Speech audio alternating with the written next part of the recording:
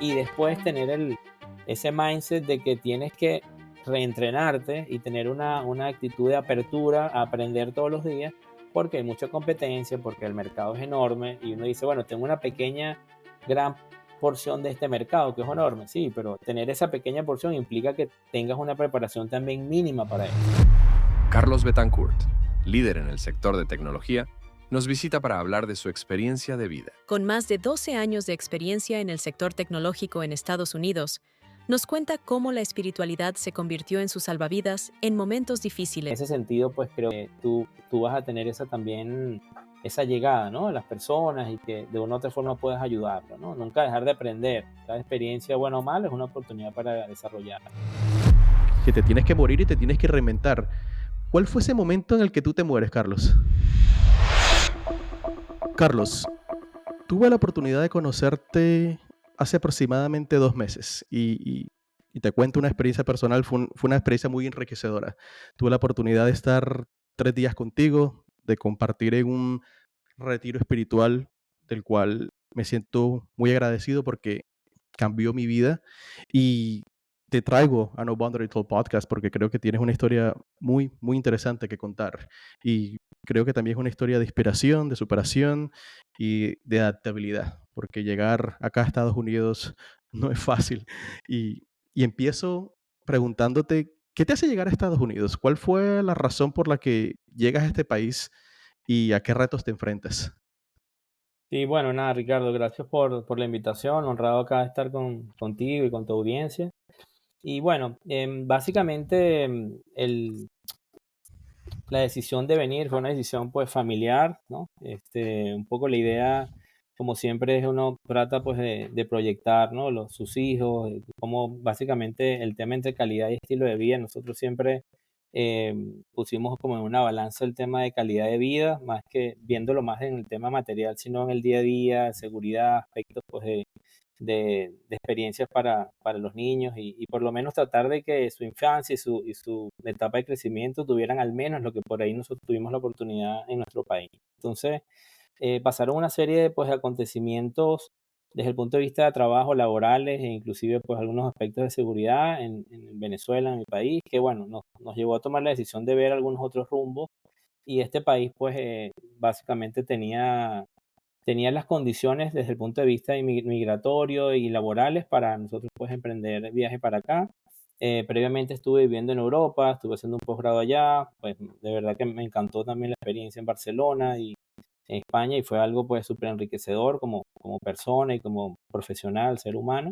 Pero bueno, un año después nos vimos en esta encrucijada de migración por un tema laboral y, bueno, de seguridad como te comentaba en Venezuela, pues las condiciones estaban dadas para venirnos acá a este país y en ese sentido pues tomamos la decisión. Evidentemente, Qué tristeza lo ujú, de Venezuela, ¿no? Yo soy de sí, Colombia, yo vivo en Estados Unidos hace 7 años, ujú. pero se ve el tema de una migración sin límites, que creo que la otra semana son elecciones en Venezuela, ¿no? Sí, son elecciones, te diría medio, no tienen, tiene un precedente, vamos a decir de alguna forma, Un poco corrupto, ¿no? un poco raro, sí, vamos a decirlo, porque, bueno, hubieron muchas elecciones que por ahí las condiciones no fueron, eh, vamos a decir, como las más transparentes en algunos ámbitos. Y ahorita, bueno, hay como una renovación, pues una esperanza, hay condiciones, factores, actores que están involucrados en todo este movimiento. Ahorita la semana pasada fue acá la Copa América y con la selección, ahí como que nos unimos todos como venezolanos como pueblo, ¿no? De una esperanza y más allá de por ahí renovar lo que es el tema de gobernabilidad y todo, es como la fe o la esperanza de aquel país que en algún momento vivimos, que Claro. podar nuevamente a tener, ¿no? A nivel de calidad de vida, más allá de estilo de vida, que siempre yo pongo eso por encima porque es el día a día, ¿no? Que vives, cómo te sientes, más allá de lo que tienes, que para algunas cosas es importante, pero sobre eso está el cómo te sientes tú. Mira que yo le contaba a mi esposa sobre Venezuela, porque yo tuve familia en Venezuela que emigraron en los 70. Sabes que Ujú. Venezuela era el país más rico de América Latina y la gente de Europa y de Colombia y de todas partes emigraba a Venezuela justamente por tema de oportunidades laborales. Ya no lo podía creer. La verdad espero que esta transición, que eso ha sido muy largo, ya 24 años, es terrible, te lo digo, es terrible. Sí, yo creo que bueno, nada, hay esa esperanza que siempre tenemos los venezolanos de como de volver a casa, ¿no? Decimos, así sea para visitar a la familia, un abrazo, estas cosas que yo siempre le digo a mis hijos que mi mejor regalo es un abrazo, y porque al final es donde tú puedes también ese sentir, ¿no? Ese sentir más allá de que podamos vernos el día a día por una aplicación o virtualmente, el tema pues de ese abrazo con amigos, con familias y los olores, los sabores de tu tierra, sea donde sea, te los llevas, ¿no? Siempre se extrañan. Ahora Sí. te pregunto, llegas a Estados Unidos, llegas por una oportunidad laboral. ¿Cuál fue ese primer reto que te encuentras? Porque llegar acá no es fácil. Hay mucha gente que llega y sobre todo hoy en día, ¿sabes qué es lo que me preocupa a mí? Que se muestra una imagen en redes sociales sobre una vida que no es real. La gente llega aquí pensando que vas a vivir en Key Biscayne, rodeado de Ferraris y de carros y de lujo. Y Sí. cuando llegas acá te encuentras con una realidad social, cultural, que es un reto bien grande para ti. ¿Qué fue lo que más te costó cuando llegaste acá a Estados Unidos?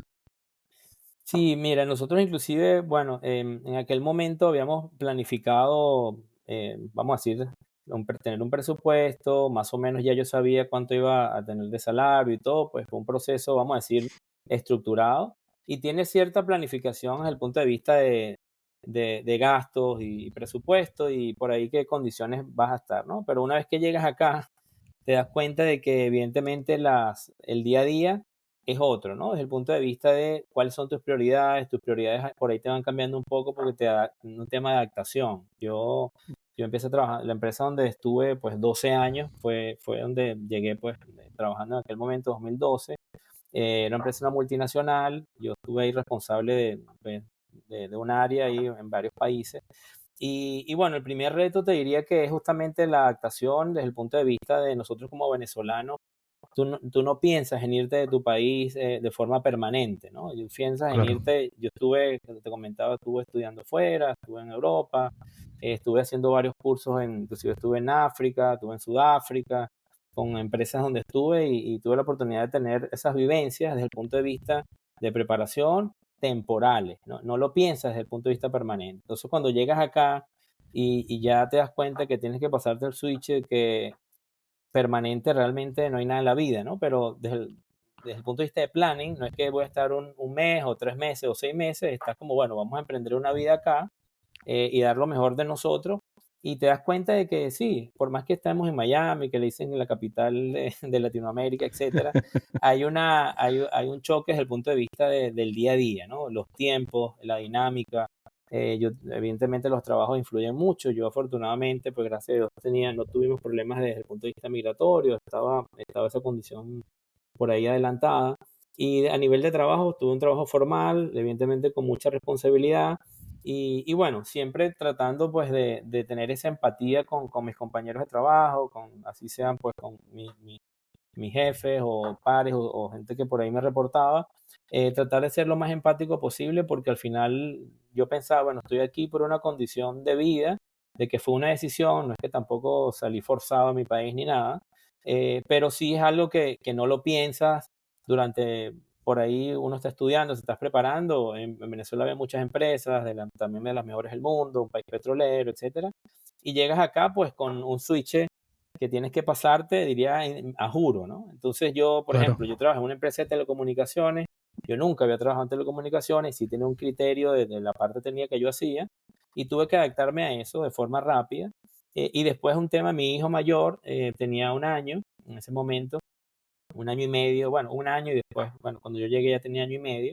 Entonces, bueno, también pensando mucho en eso, ¿no? Conocer, entender lo que es todo lo que es básicamente el ambiente, con quién, amistades, ya pensando un poquito más adelante en escuelas, todo eso uno lo va proyectando porque uno lo que hace cuando emigra, que en este caso afortunadamente no fue de forma forzada, me tuve que venir con una condición por frontera ni nada de eso.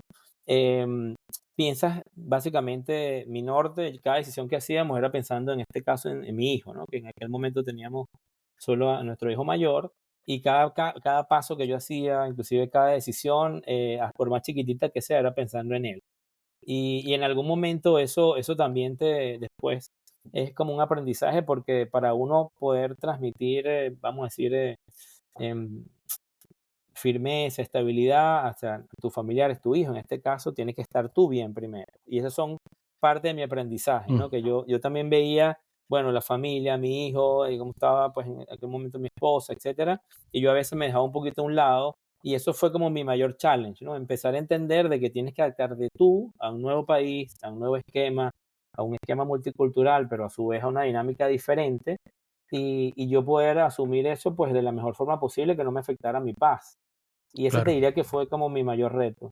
No, y sobre todo, ¿sabes algo? La presión que tenemos nosotros como hombres, que somos la figura que provee a la familia, creo que ese es un tema que no se habla mucho, ¿sabes? Y por acá vamos a tener un invitado que se va a especializar en ese tema y es la Ujú, presión que muchos hombres tienen al día de hoy por las responsabilidades que tienen, por una carga social en la que somos los proveedores de la familia. A mí me encanta ser el proveedor de mi familia, pero que también tiene una carga psicológica pesada. Y obviamente, ¿sabes algo? Que cada historia es distinta. Por ejemplo, tú llegas con una oferta laboral. En mi caso, yo era empresario en mi país, en Colombia, ujú, ah, y por circunstancias de la vida, porque cuando a uno le empieza a ir bien en los países de uno, empiezan a, a pedir dinero, ujú, empiezan a extorsionar.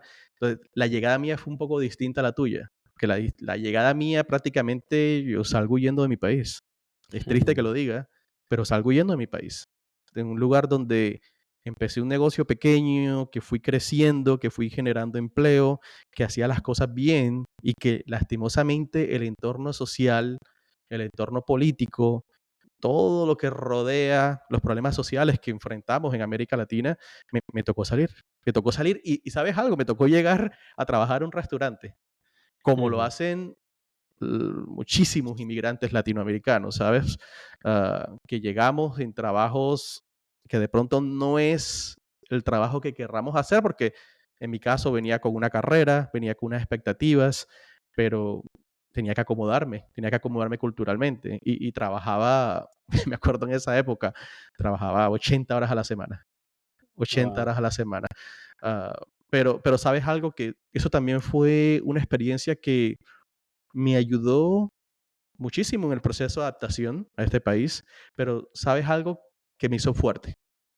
Me hizo fuerte porque, ¿sabes? No es fácil bajarte de la posición en la que estás, corriendo un negocio que te está yendo bien, que la gente te admira, que sales a la calle y te reconocen y de repente llegas a un país en el que no conoces, un país que crees que hablas el idioma, cuando llegas acá te das cuenta, ok, no, no, no hablo Sí, el idioma. Y esos son, ¿sabes? Son temas de desafío y me ponía a pensar ayer un tema muy interesante y es la llegada de muchos latinos, mucha gente de Centroamérica y de América del Sur que llega a los Estados Unidos y que hay un tema de mentalidad complicado. Hay un tema de mentalidad complicado. Hay mucha gente que se queda prácticamente en las mismas posiciones. Mira, no hay ningún trabajo que desmerezca, y eso lo dejo no. claro, pero yo creo que todos tenemos que apuntar a algo mejor. Y me sorprende mucho que hay mucha gente que se queda en el mismo puesto, en la misma posición. Hay gente que lleva años y no aprende a hablar inglés. ¿Por qué crees que se da eso? Por la experiencia que tú has tenido. ¿Qué crees que puede ser ese factor que haga que los latinos estén en una desventaja competitiva con respecto, pues, obviamente, a los americanos y a otras culturas? Sí, mira, yo creo que en nuestros países, de alguna u otra forma, uno crece con una, tú decías hace un rato, bueno, Venezuela era un país rico, ¿no? Y muchos por ahí paisanos o vecinos de nuestros países latinoamericanos lo dicen.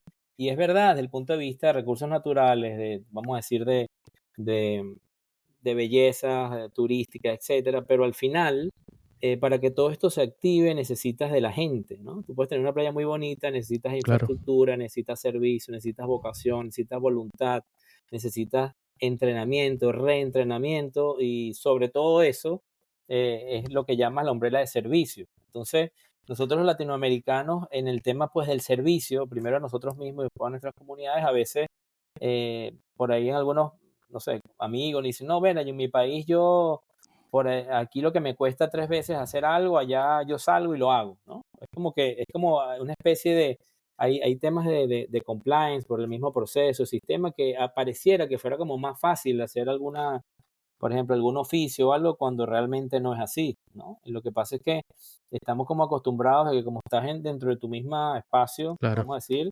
te parece que el esfuerzo es medido en cierta forma y cuando te vas acá hay otras reglas. Entonces, el adaptarte a otras reglas es lo que a veces tenemos que nosotros pues enfrentarnos a ese dilema, como tú decías. Nosotros estudiamos inglés por ahí en primaria 5 años, después en la secundaria 5 o 6 años más, durante 10 años estudiamos inglés en teoría, llegas acá y casi que puedes pedir un agua, buenos días, buenas tardes, bye, ¿no? Y este es mi nombre. Entonces, enfrentarte a esa realidad es lo que por ahí tenemos que trabajarlo pues en gran medida porque pues sí, en Latinoamérica tenemos esa misma forma de ser nuestra, nos permite como que, mira, por ejemplo, quiero hacer servicio de transporte, de taxi y eso. En aquel momento agarro mi carro y me iba y hacía una carrerita, decimos carrerita, ¿no? O sea, hace un servicio, aquí tienes que tener un compliance, la licencia que esté bien, el carro no puede ser más de este año, etcétera. Entonces, hace que como que la gente se ralentice, ¿no? Diga, bueno, esto realmente es muy complicado. No es que es muy complicado, es que hay una claro, serie de reglas que hay que que hay que cumplir. cumplir. Claro, una vez que las cumples, yo diga, mira, pero haz este proceso de onboarding y una vez que ya está en las condiciones dadas y tienes un mercado enorme para trabajar. Entonces, ese pasito de preparación, de training inicial, creo que nos cuesta mucho como latinoamericanos y después tener ese mindset de que tienes que reentrenarte y tener una actitud de apertura a aprender todos los días porque hay mucha competencia, porque el mercado es enorme y uno dice, bueno, tengo una gran porción de este mercado que es enorme, sí, pero tener esa pequeña porción implica que tengas una preparación también mínima para eso. No, aquí Claro, decimos, mira, ujú, te voy a contar algo que me pasó la semana pasada. No sé si tuviste la oportunidad de ver la final de la Copa América, sí, Colombia-Argentina. sí, cómo no, sí, Y yo creo que lo que pasó en Colombia-Argentina es el fiel reflejo de lo que lastimosamente es nuestra sociedad. Y mira que pasa algo muy curioso, porque veo un comentario de una persona que quiero muchísimo y que sé que va a ver ujú, este episodio, no voy a decir quién es, pero que prácticamente culpaba a la organización del evento por lo que estaba pasando. Y decía, pero mira, no confundamos las cosas. O sea, créeme que aquí las cosas se organizan bien y créeme que acá hay una logística para todo. Lo que pasa es que se llega a un nivel que yo creo que aquí no estaban preparados. Hombre, gente metiéndose por la por los rejilla de ductos. los ductos de aire acondicionado, la gente abalanzándose yo tengo amigos que trabajaban en prensa, Ujú. uruguayos, me contaban, Ricardo, una locura, se están metiendo por la zona de prensa, están corriendo, están destruyendo todo. A la final la policía a lo último se rindió y dejaron pasar un pocotón de gente. Había gente que había gastado $10,000 que no pudo entrar al partido. Y da tristeza, ¿sabes? Da tristeza porque esa es la imagen que se vende. Y entonces yo discutía con esa persona porque esa persona le echaba la culpa a la organización y que Estados Unidos no estaba preparado para organizar un evento. Y yo decía, no es que el problema no es Estados Unidos ni el problema es la organización, el problema es la gente. Hasta que no aprendamos a ser organizados, lastimosamente, el latino se va a quedar en la zona en la que está. Y mira que hay cifras que son muy interesantes para analizar. El índice de pobreza en Estados Unidos es del 13%. Lastimosamente el del latino es Ujú. del 18%. Y es lo que tú dices, hay que cambiar el mindset, hay que cambiar la mentalidad, porque tú aquí no llegas a hacer el desorden y la recocha que lastimosamente se hace en nuestros países y que en nuestros países lastimosamente se acepta. Pero acá es otra cultura y aquí hay que adaptarse. Aquí hay que adaptarse. Y yo creo que esa final de la Copa América para mí colombiano, que fue una vergüenza, y ver a mi esposa, que es de acá, de los Estados Unidos, ella veía eso, ella no lo podía entender. Ella me decía, parecen animales. Yo le decía, sí, parecen animales. Parecen animales. Es triste, ¿sabes? Es triste. Y obviamente creo que también hay un factor de educación, porque no puedes comparar a una persona. Te voy a poner un ejemplo. Cuando trabajaba en el restaurante, cuando llegué aquí hace 7 años, eh, en la cocina, yo era el manager del restaurante y en la cocina trabajaban unos chicos de Guatemala y de Honduras. Y estos eran niños que los papás los mandaron hasta la frontera y los soltaron a los 15 años. Los soltaron en el desierto, porque la esperanza de ellos es que venga inmigración y los agarre y les dan un Ujú. proceso de residencia y de adaptación Y le preguntaba a uno de ellos, porque cuando ellos los capturan y los agarran, después los sueltan y les dan residencia, y yo le decía, bueno, ¿qué estudiaste? Me dijo, no estudié nada. ¿Por qué? No, porque quería hacer dinero. Ok, Mm, pero ¿qué clase de dinero estás haciendo ahora? Él hacía $1,400 a la semana, pero trabajaba 96 horas. wow. Trabajaba de 9 de la mañana a 11:30 de la noche, 6 días a la semana. Dime qué calidad de vida es esa. No, O no, o sea, sea, te vas a trabajar para hacer dinero, pero ¿a cuesta de qué? ¿A cuesta de tu vida? ¿Qué estás sacrificando por ujú, ganar un cheque semanal? Y el único día que tenía libre, y no hablo solamente específicamente a persona, esto era un patrón que se repetía mucho. El único día que tenían libre era para tomar.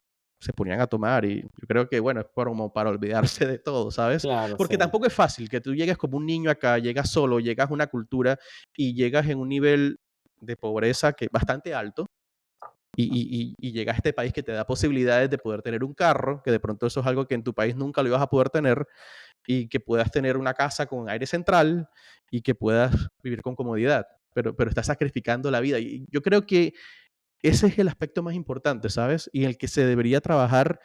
El tema de mentalidad y de educación es muy importante.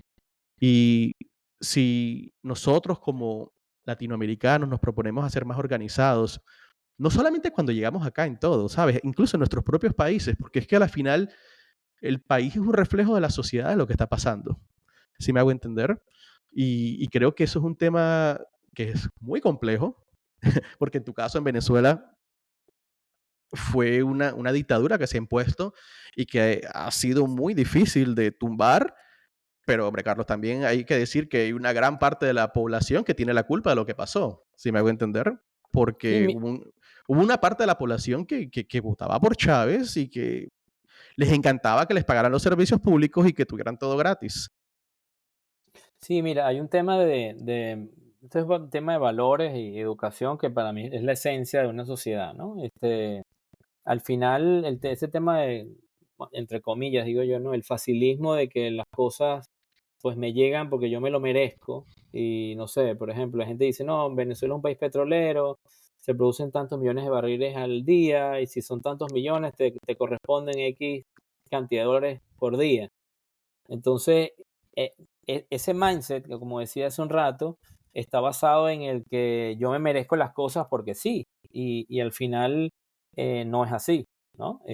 Hay unas condiciones que se dan y sobre eso hay que trabajar y formarse para que sea sostenible. Siempre, desde cuando ves el punto de vista uno como persona o relaciones de todo tipo, en negocios, siempre que yo creo, yo soy un poco de la un poco de la visión de que las cosas deben ser sostenibles, ¿no? ¿Qué es ser sostenible? Bueno, que el uso de los recursos sea manejado eficientemente, que no es solo llegar a tener algo o a lograr los objetivos, sino cómo llegas, porque en Claro, función a cómo llegues, tú puedes tener sostenibilidad o no en algo que haces, ¿no? No es igual que tú llegues hagas, no sé, corres un maratón, son 42 kilómetros y te prepares, no sé, en vez de hacer el patrón de maratón por ahí, que son 6 meses al menos, lo hagas en 3 meses y bueno, te metas a, no sé, em, en bebidas energizantes, qué sé yo, vitaminas, todo, y tu vida la vivas para que te prepares al maratón, probablemente corres un maratón y más nunca quieres correr en tu vida porque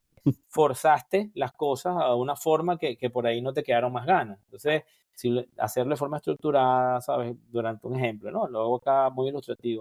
Durante los 6 meses, de forma orgánica, te preparas, corres tu maratón, lo disfrutas, ¿sí? Tienes esa calidad de vida, digo, al correr el maratón, que es una prueba súper fuerte, eso es algo para pocos, pero una vez que lo haces, por ahí te queda, bueno, mira, me voy a preparar el año que viene para volverlo a correr, y así es la vida, ¿no?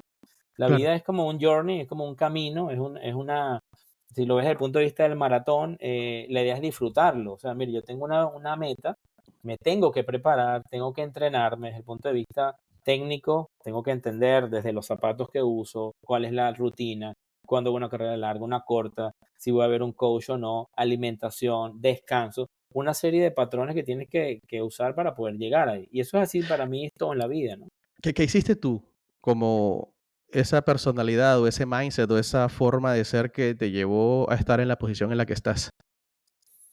Mira, bueno, cuando te comento un poco, cuando llegué acá a este país, a los 3 meses, 2 meses y medio, básicamente, pues fui diagnosticado con un diagnóstico importante de salud, diría algo bastante importante, fue un cáncer, ¿sí? Bien, vamos a decir, agresivo. Y en ese momento, evidentemente, te cambia un poco la perspectiva, ¿no? Porque yo nunca en mi vida había estado en un hospital, en mi vida. Yo hice natación durante 15 años, siempre me gustaron los deportes, yo no bebía, no fumaba, etcétera.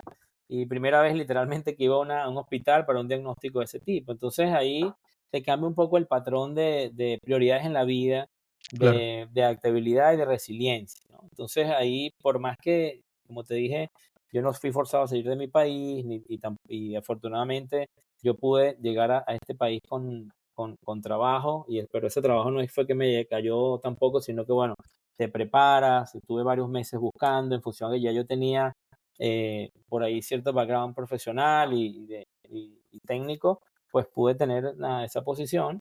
En ese sentido, vamos a decir, todo fue, em, vamos a decir, de buena manera, pero después vino el tema de salud, que es algo que yo en claro. mi vida nunca había padecido, jamás.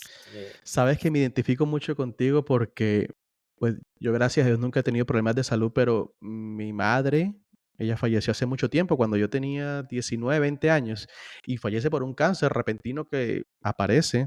Y bueno, ella no pudo, fue algo tan rápido, en 6 meses se diagnostica Mm, y muere por una negligencia médica. Básicamente mm, muere porque una enfermera no quería trabajar el 24 de diciembre. Sabes que el 24 de diciembre para nosotros es importante. El 24 de diciembre, perdón, le pone doble dosis de quimioterapia en la mañana y por supuesto el cuerpo no aguanta eso. El 2 de enero ella fallece, pero yo creo que esa experiencia de lo que pasa con mi mamá me ayudó mucho también a entender prioridades en la vida, ¿sabes? Porque ella muere ujú, a los 46 años, muere muy joven y, y era una mujer que trabajaba y trabajaba y trabajaba y trabajaba y siento que dejó de disfrutar muchas cosas de la vida. Y yo creo que hay que buscar ese balance, ¿sabes? Ese balance que te permita tener la tranquilidad económica de poder vivir como quieres vivir, porque todos queremos tener una buena vida, pero al mismo tiempo poder tener el tiempo libre para disfrutar con tu familia, para disfrutar con tus amigos y lastimosamente con mi madre no pasa. Fue algo demasiado rápido. Yo creo que ella nunca fue consciente de que iba a morir esa semana. O sea, ese 24 de diciembre en la mañana salimos a comprar los regalos de Navidad, el 25 la internan, 7 días después fallece. O sea, fue un ah, cambio terrible. Pero yo creo que eso también me ayudó mucho a forjar la personalidad. Y creo que hay un momento en la vida en que nos tenemos que morir, ¿sabes? Que llega un momento duro en la vida que te tienes que morir y te tienes que reinventar. ¿Cuál fue ese momento en el que tú te mueres, Carlos? Pues yo creo que fue justamente eso cuando a mí me hacen ese diagnóstico, pues 4 días antes de cumplir 35 años. Yo tenía Joder. 34 años, había llegado 3 meses a este país antes, tenía unos dolores y ciertas por ahí, mm, bueno, sí, ciertas dolencias, pero en mi vida nunca, por supuesto, nadie piensa que te haga un diagnóstico de ese tipo. Y bueno, 4 días antes de mi cumpleaños número 35, nada, hicieron una colonoscopia y detectaron eso, ¿no? Entonces, en ese momento fue una mañana, recuerdo el 6 de noviembre de 2012, que bueno, me dicen, es positivo, es pues un cáncer. Y ahí, bueno, se me empieza a pasar nuevamente, ¿no? Toda la vida por la cabeza, cosas que hice y cosas que dejé de hacer, cosas que quería hacer y no he hecho, o yo decidí no hacerlas porque más adelante las iba a hacer. Em, muchas vivencias que me quedaban, ¿no? Y yo decía, Claro, wow, en aquel momento lo pude hacer y no lo hice, ¿no? ¿Por qué? Entonces empieza como esa retrospección tuya y como hablas un rato, definir lo que es son dos cosas lo que me definía. Y una, el tema de prioridades en la vida y de que yo Ujú. creo que yo me dejé, em, yo me puse yo como de segunda o tercera prioridad en muchos aspectos, ¿no? Yo trataba siempre de servir a los demás, a mi familia, amigos, pues vamos a decir, el entorno, el que pudiera ayudar, yo ayudaba, y yo me dejaba a un lado, y cosas por ahí que me gustaban que yo no las hacía, algún hobby, este tipo de cosas, y ahí te empieza como a hacer ese switch. Mira, estás en un borderline, probablemente que no sabemos el mañana, con mucha fe y esperanza, evidentemente eso fue lo que yo me aferré, pero yo creo que en ese momento yo, es como dice, te mueres para volver a nacer. Pero el volver a nacer, que es cuando tú dices, bueno, voy a luchar, voy a hacer todo lo que yo tenga que hacer para vivir, y sobre todo, pues nada, con mi hijo tenía un año, año y medio, por ahí en ese momento, te da esas fuerzas para tener ese balance y decir, mira, vamos adelante, evidentemente hay un tema eh, de proceso que hay que hacer desde el punto de vista médico y todo, pero también una retrospección interna de qué cosas yo quisiera para mi vida de ahora en adelante, ¿no? Y eso es algo, vamos a decir, muy bonito dentro de lo complicado que es una noticia de ese momento, porque ahí empiezas tú como a nuevamente a autoconocerte. Ahí empecé yo a decir, bueno, Claro, el Carlos que por ahí en aquel momento parte de mi esencia dejé hace X tiempo atrás, tengo que renovarlo, tengo que recobrarlo, ¿no? Entonces ahí en ese momento te diría que es cuando, pues yo digo, mueres para volver a nacer, pero es una decisión eso, ¿no? claro. De ahí nace esa cercanía con Dios, porque como decía en el inicio de la conversación, nos conocimos en un retiro espiritual Mm, y te comparto algo muy curioso de ese retiro espiritual. Yo llego a ese retiro espiritual muy tranquilo, yo llego muy bien con mi presente, pero me di cuenta de historias terribles, de historias duras, ¿sabes? De gente que llega destrozada, que gente que se quiebra. ¿Qué es lo que hace que te acerques tanto a Dios en ese momento? ¿Cómo la espiritualidad transforma tu vida para encontrarte con Dios y empezar ese camino en ese retiro espiritual? Porque vamos a hablar un poco más adelante de lo de Emmaus, ah, pero ¿qué te hace acercar a Dios? ¿Cuál es esa experiencia que te cambia la vida? sí, mira, vamos a decir, el diagnóstico, el retiro de Maus, yo eso lo hice hace un año, pero esto probablemente llegué ahí por otra situación, pero en aquel momento, cuando fue esa primera que te vas en el breaker, ¿no? Y real, no te da un diagnóstico de ese tipo, em, a mí yo te digo, yo siempre pues, fui una persona de fe, desde, bueno, así, o sea, estuve ahí en todos mis sacramentos y estuve ahí siempre conectado como un hilito con mi fe. No te voy a decir que era practicante, ni mucho menos de forma periódica, pero bueno, yo tenía internamente mi fe y me conectaba y tenía siempre ese hilo conductor hacia mi espiritualidad, ¿no? Pero bueno, en ese momento, cuando te das cuenta de que puedes estar en el borde, ¿no? de tu vida, es como, empecé como a sentir que hay una fuerza más allá de los médicos, de todo el tema de procesos, de estructura, de quimios, de radios, de todas las intervenciones quirúrgicas que te da esa paz, ¿no? Porque yo por ahí en ese momento aprendí que era una colostomía, aprendí que era una fístula, aprendí, bueno, que era por supuesto una quimio, una radio, todo lo que conllevó ese proceso. Y más allá de eso, yo al conectarme, yo ahí sentía paz y yo decía, bueno, es algo que va más allá de ti, ¿no? Como que dice, sobrepasa todo entendimiento. Yo soy ingeniero mecánico, imagínate, estudié algo bien estructurado, números, fechas, planificación, etcétera. Y aquí por ahí a esas cosas no van, ¿no? Porque no, Claro, la paz, por más que tú planifiques las cosas, nadie quiere planificar algo así. Y cuando te lo comunican, realmente no hay certeza de lo que vaya a pasar. Entonces, esa conexión yo internamente desde mi, vamos a decir, ignorancia desde el punto de vista ni de las escrituras, vamos a decir, desde el punto de vista espiritual, yo conectaba mi fe, yo sentía pues que yo quería vivir y yo me conectaba y oraba y pedía pues poder estar con mi familia, con mi hijo y verlo cuando hubiera crecido en la universidad, college, Y así esas son las proyecciones que yo tenía. Y al hacer eso y conectarme como desde lo interior, vamos a decir, de forma em, sincera, sobre todo, sincera, que tú te puedas, eso me daba paz. Entonces, yo ahí como que me empecé a dar cuenta, mira, cuando la gente dice, mira, la gente busca a Dios cuando está en problemas o cuando tiene esto, que, oh my God, mucha gente lo hace como un modismo. Pero bueno, realmente yo lo viví vamos a decir, en carne propia, ¿no? Estás en un edge, en un border de tu vida de que eh, yo tampoco es que he tenido una condición de hace años o que mira, por esto te digo esto. Inclusive en el tema médico me hicieron exámenes genéticos de todo y no, básicamente la causa no es algo que por ahí se podía pronosticar desde años atrás porque yo no tenía así malos hábitos que te pudieran llevar a eso, ¿no? Entonces, ahí fue cuando yo realmente pues me conecté con esa espiritualidad y bueno, y lo viví desde mi forma, ¿no? Yo, Claro. a pesar de que pasé pues quimio, radio, todo esto, yo no es que después iba, no sé, iba a la iglesia o a una misa o algo así, yo lo viví como muy desde lo interno. Y es como esa primera conexión que tuve de forma real, donde yo lo sentí verdaderamente, ¿no? Estaba en una sesión de tratamiento y a pesar de que todo lo que conlleva esto, la aguja, yo iba a veces a los lugares donde era el centro de hacer quimio y bueno, yo era básicamente como el menor que estaba ahí, ¿no?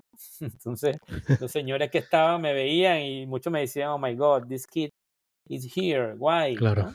¿Por qué está este chamo acá? Entonces ahí bueno, yo lo veía, esto es un aprendizaje, por algo pues estoy pasando por esto, y yo a veces decía, bueno, sin causa por lo menos aparente, racional, ¿por qué a mí, no? Entonces esa es la primera pregunta. Y la cosa es la aceptación y después llega un momento que es difícil, que es cuando tú perdónate a ti mismo, ¿no? Como, bueno, yo pensaba, bueno, esto lo hice mal, será, qué sé yo, este hábito, no sé. Y bueno, me empecé a como a perdonar de a mí mismo, mira, esto probablemente, no sé, esto es un aprendizaje, esto lo hice por esto, tal. Y después empezar a agradecer, primero porque cuando yo abría los ojos cada día estaba bien, estaba vivo, pues, Claro. por lo menos, con un proceso. Y yo iba, terminaba un tratamiento y seguía, iba.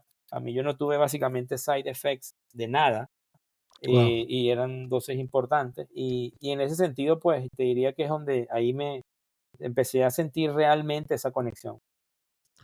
Claro, es que es un tema de espiritualidad, pero también es un tema de conexión profunda, ¿sabes? Te cuento, yo llego a Emmaus sin saber qué es eso. O Ujú, sea, a mí una tía que quiero mucho y que tú la conoces, ujú, sí, cómo no. me lleva, me dice, mira, te tengo una invitación, ves, abre tu corazón y vive la experiencia. Y yo creo que me asemejo mucho a ti en el caso de que yo no iba a la iglesia, pues obviamente tenía mi bautizo, tengo una relación personal muy profunda con Dios, pero digamos que a mi manera. Y cuando voy a Emmaus, que no podemos contar qué es lo que pasa allá adentro, Sí, porque lo que pasa allá adentro se queda allá adentro, sí. pero creo que viví una experiencia única, ¿sabes? Y una experiencia que me cambia la vida, porque yo hace 2 años, 3 años, yo me morí. Me morí como no tienes idea. Yo perdí todo lo que tenía, porque somos humanos y cometemos errores, y me enfrasqué en ese pasado, ¿sabes? Como cargando esa culpa, cargando la Ujú, culpa de lo que pasó, de lo que sucedió y de lo que pude haber hecho y no hice, o de las decisiones que tomé mal y cuando podía haber tomado otro camino. Y me encuentro en ese camino en el que estoy divagando y el que me acuchillo y me echo la culpa hasta que llega un momento en que dice, mira, ya el pasado es pasado, ¿sabes? Ya, ya no puedes hacer nada. Y creo que ese fue el momento en el que todo cambia para mí. Cuando yo realmente soy consciente de lo que pasó, ha pasado, ya yo no puedo hacer nada al respecto, pero que si quería transformar mi vida tenía que hacer un cambio de verdad.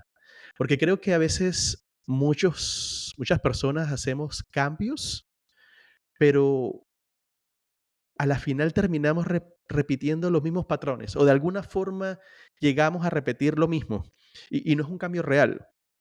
A mí cuando me pasa toda esta situación, yo decido cambiar, pero es un cambio total de hábitos, de cambiar completamente mi vida y donde la disciplina se convierte en lo más importante para mí. Y creo que esto es un mensaje importante para transmitir a las personas la importancia de la disciplina y de tener buenos hábitos. De tener buenos hábitos. Yo nunca he sido una persona, yo creo que una sola vez en mi vida me emborraché. Nunca he sido una persona de tomar, pero bueno, hace más de 2 años, cero alcohol. Empecé a hacer ejercicio todos los días, empecé a estudiar todos los días, sacar 1 hora de lectura todos los días, 1 hora de estudio todos los días y prepararme profesionalmente y también cambiar la actitud, ¿sabes? Y creo que eso atrae muchas cosas positivas porque mi vida cambió como no tienes idea. Es una transformación impresionante, pero creo que la transformación se da cuando realmente eres consciente de tus actos y cuando cambias, empiezas a traer cosas distintas. Y justamente te digo, cuando llegué a Maus, que llegó un momento muy bien de mi vida, muchas de las personas que estaban ahí me recordaban eso, me recordaban ese momento donde te quiebras, ese momento donde te mueres y de que, marica, toca salir adelante, porque es que no te puedes caer, no te puedes caer. O sea, tienes una responsabilidad con tu familia, tienes una responsabilidad con tus hijos, tienes una responsabilidad con todo. Y no es fácil cargar con eso, no es fácil cargar con eso.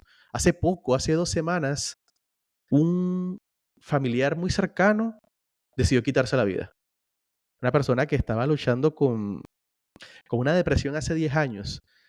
Y, y me puse a analizar mucho sobre esa persona y sabes que me doy cuenta que hay muchas personas que se ponen la máscara y Mm. que te muestran que están felices, pero que por dentro están mal. Y esta persona estaba mal, estaba muy mal. Y, y cuando se quita la vida, porque lo veo entrando a Instagram, inmediatamente llamo a mi familia, me, una parte de mí se siente tranquilo de, bueno, pudo descansar, ¿sabes? Pero la otra parte, bueno, ¿qué se pudo o qué no se pudo haber hecho para poder cambiar esa vida? Y esa persona trató de encontrar en la espiritualidad el camino, pero lastimosamente hay veces que la depresión es una enfermedad muy dura, ¿sabes? La depresión es una enfermedad muy dura y que a veces es muy difícil de combatir, pero creo que justamente ese encuentro con Dios ayuda a muchísimas personas a poder salir adelante.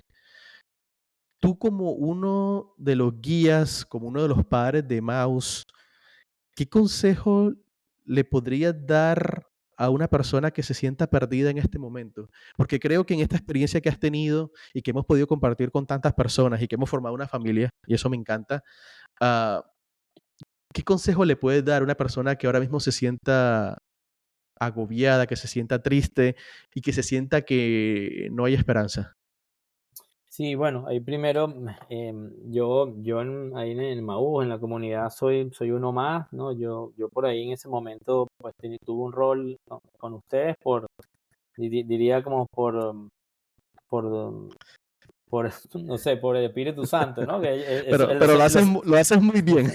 bueno, sí, pero todos somos ahí, Claro. vamos a decir, laicos y tratamos de colaborar en lo que podamos, ¿no? De la mejor forma, sirviéndole ahí, ¿no? Entonces, eh, mira, el tema de la fe y la esperanza es algo que son temas, como dicen, mira, no solo de religión ni de política, yo básicamente uno siempre está aprendiendo, pero bueno, el tema siempre hay esa connotación de como de ver para creer o creer para ver, ¿no? Entonces cuando uno dice creer para ver, que al final la fe está basada en justamente, ¿no? Tienes que tener una conexión y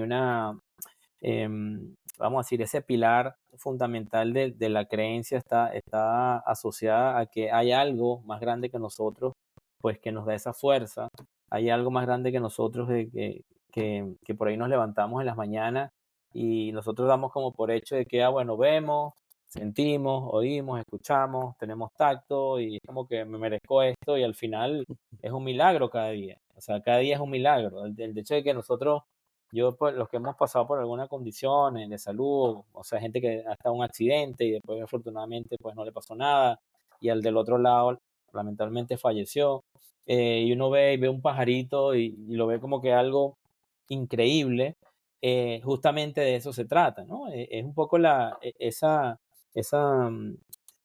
vamos a decir, ese interrogante que siempre existe de que, bueno, yo no creo si no veo, pero justamente la fe se trata de lo contrario, ¿no? De tratar de tener esa humildad suficiente para, eso es justamente simplemente, esto es muy personal, ¿no? La fe es muy personal, pero Claro. tener la humildad suficiente para pues entender y tener esa sensibilidad de que hay algo más, pues más grande que nosotros.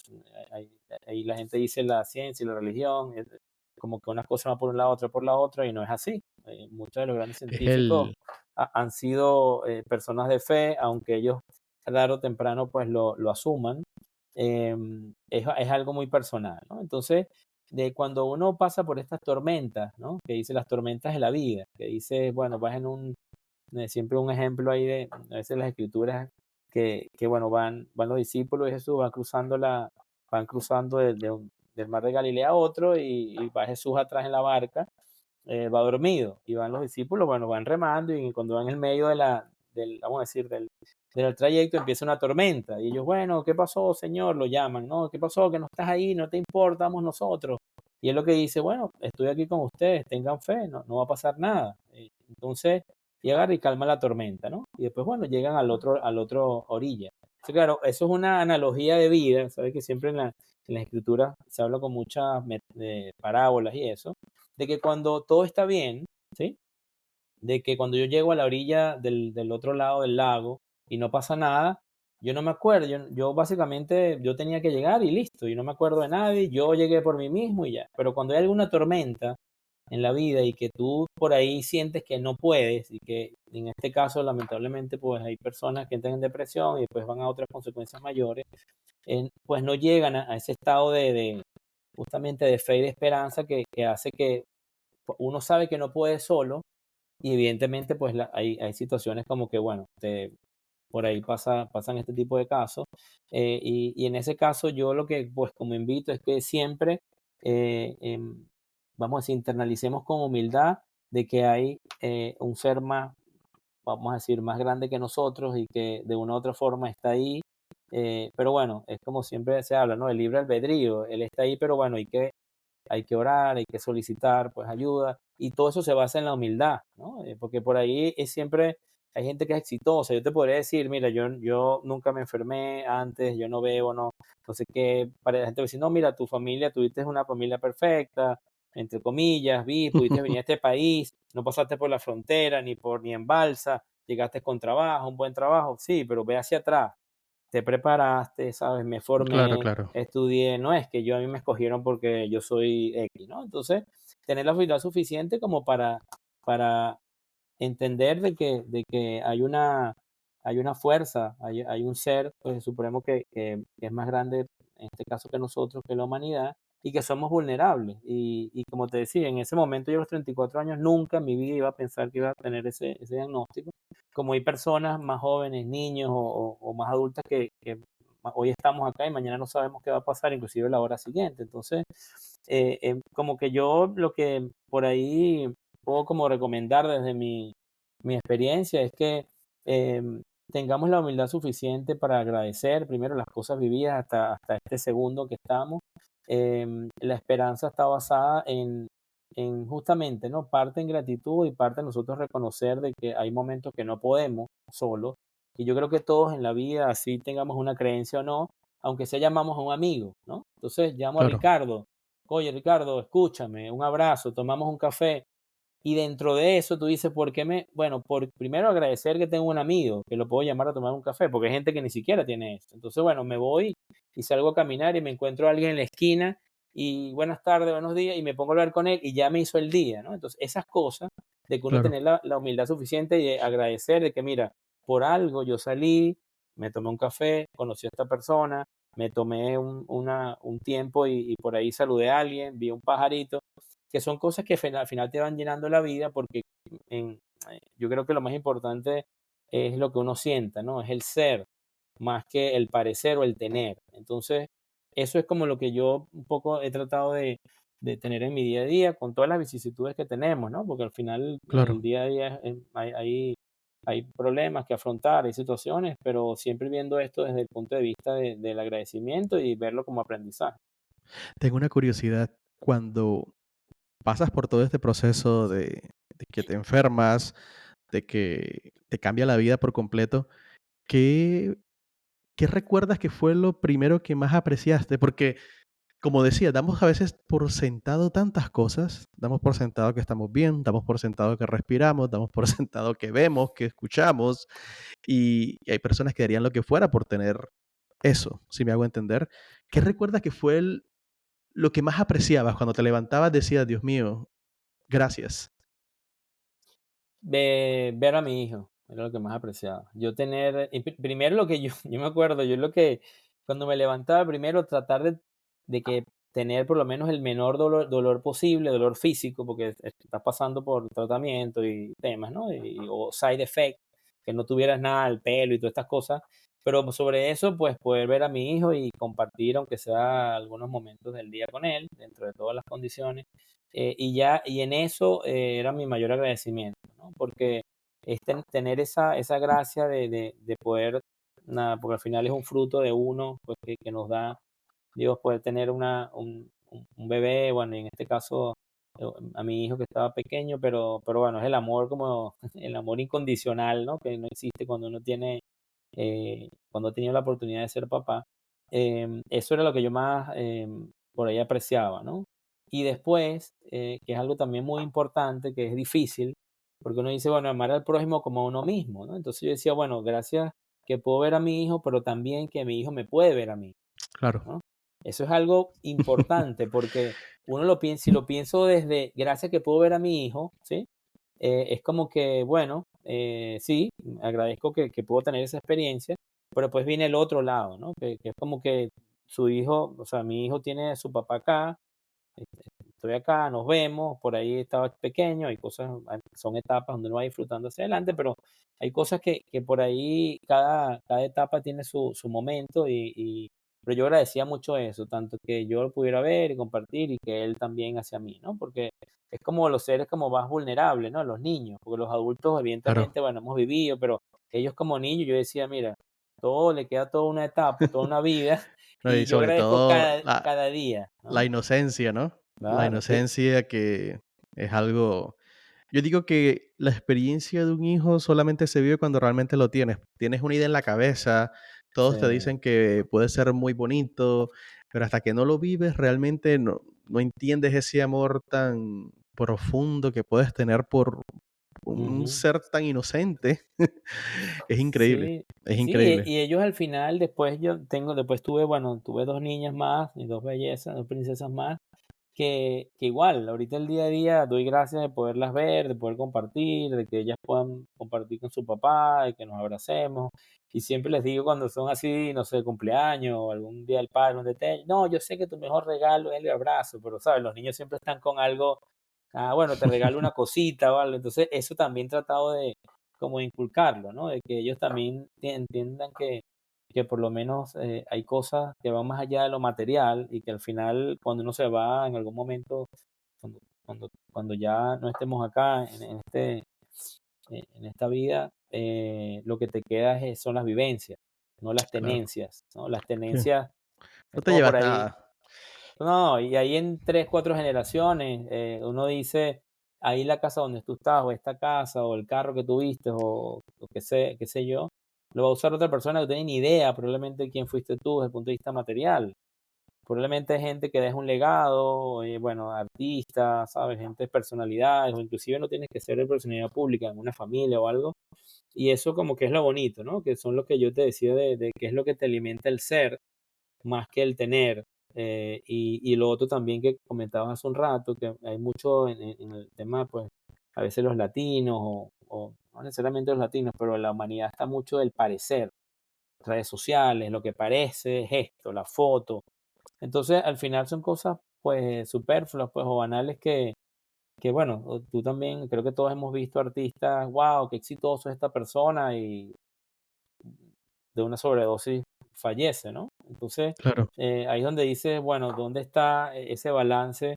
Que nadie es nadie para jugar al otro, evidentemente, ¿no? Pero bueno, son factores ahí a considerar. Carlos, qué placer y aprovecho y agradezco por abrir este espacio, por abrir un poco de tu vida, por tus experiencias. Eres una persona increíble, sé que nos vamos a ver pronto, así que nada, Te mando un abrazo gigante y te dejo para que te despidas. El invitado cierra el programa con un mensaje. Bueno, nada, el placer fue mío. Para ti, Ricardo, igual, pues un gusto haberte conocido hace poco, pero siempre a veces decimos que el tiempo no representa, pues, ¿sabes? La hermandad que hay. Y bueno, yo no me considero así ni experto en nada, ni mucho menos. Basado en mis experiencias, yo creo les podría, pues, compartir. Siempre, bueno, cuidar de uno mismo, uno para poder transmitir amor, transmitir ayuda, esperanza o algún consejo, uno tiene que estar bien primero. Es algo, pues, sumamente claro. Yo en muchas etapas de mi vida creo que me ponía yo de segundo en tercer plano. Hay que priorizar tu bienestar físico, emocional y espiritual, cuidar de tu salud. Después, bueno, mantener una actitud positiva ante todo. También yo he tenido la oportunidad de por ahí manejar equipos desde muy joven, equipos que podían ser papás o abuelos. Y la forma en que tú tengas esa actitud positiva y estar constantemente aprendiendo y creciendo y tener empatía sobre todo, en ese sentido, pues creo que tú vas a tener esa también, esa llegada, ¿no? A las personas y que de una u otra forma puedas ayudarlo, ¿no? Nunca dejar de aprender. Cada experiencia, buena o mala, es una oportunidad para desarrollar. Construir una red de apoyo o buscar la forma de hacer comunidad, rodearte de personas que te apoyen, que te inspiren, que mutuamente haya esa esencia, pues, de valores compartidos, superar cualquier desafío. No es fácil, sabemos que hay cosas que por ahí a veces nos superan y buscar esa, vamos a decir, esa ayuda emocional, espiritual. Y después yo creo que también es algo importante que a veces nos cuesta, pero tener la humildad suficiente, pues, para compartir tu historia, tus testimonios, tus experiencias. Puede ser en algunos momentos fuente de apoyo, fuente de inspiración. No tener miedo en compartirla y mucho menos en escuchar a aquellas personas que en algún momento, pues, necesitan de que por ahí les des una mano, como te decía, un cafecito, un abrazo. Son cosas, pues, súper importantes, que es como compartir testimonios y bueno, y te agradezco por esta oportunidad porque humildemente lo que yo pueda hacer para por ahí compartir y tener una mano de apoyo a quien lo necesite, pues ahí estaremos.